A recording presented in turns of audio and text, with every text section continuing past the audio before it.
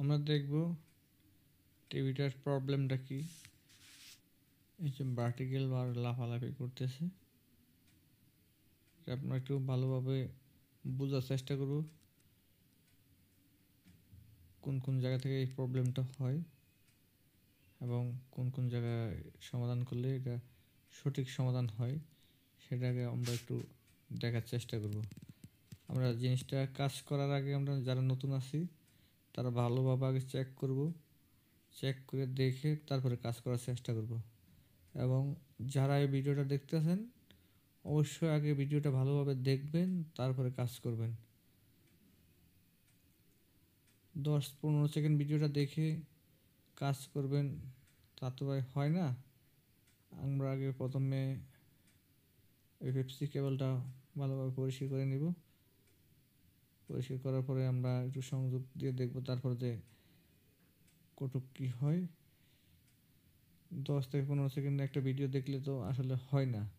আমরা অনেকে অনেক ধরনের মন্তব্য করে থাকি, কিন্তু আসলে আমরা অনেক কষ্ট পাই যখন একটা খারাপ মন্তব্য আমরা দেখি, ঠিক আছে। কিন্তু অনেকে করে কি,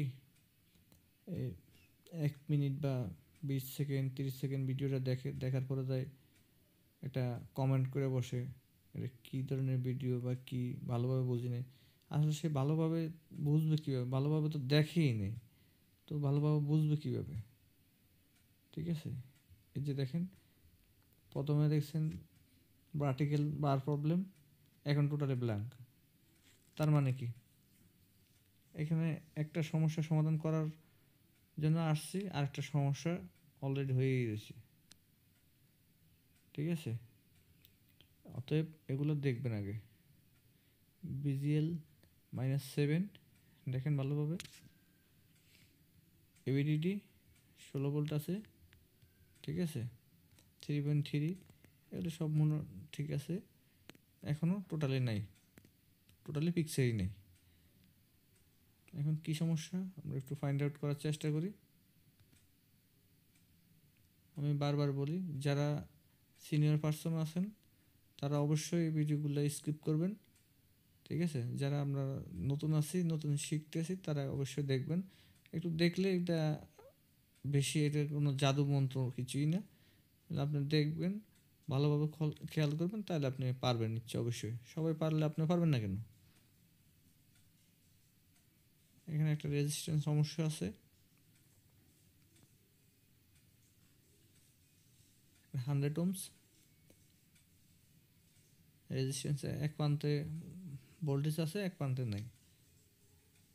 এটা গামা সেক্টরের রেজিস্ট্যান্স, ঠিক আছে।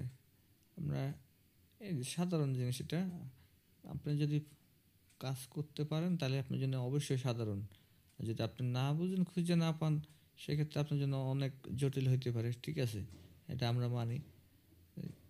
যেহেতু আপনি ভিডিওটা ভালো করে যদি খেয়াল করেন তাহলে অবশ্যই পারবেন, না পারার কিছুই নেই, ঠিক আছে।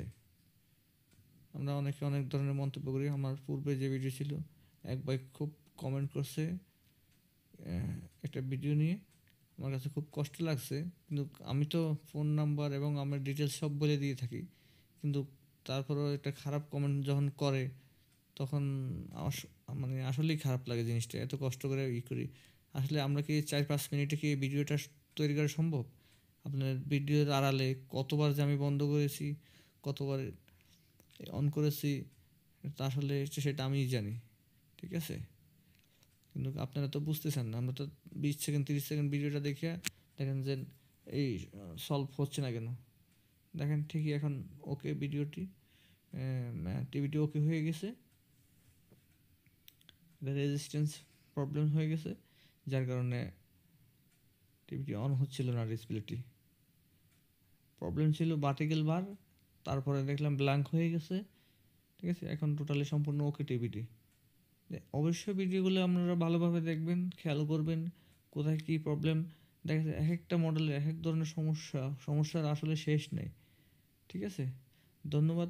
ভিডিওটি ভালো লাগলে অবশ্যই সাবস্ক্রাইব করবেন, লাইক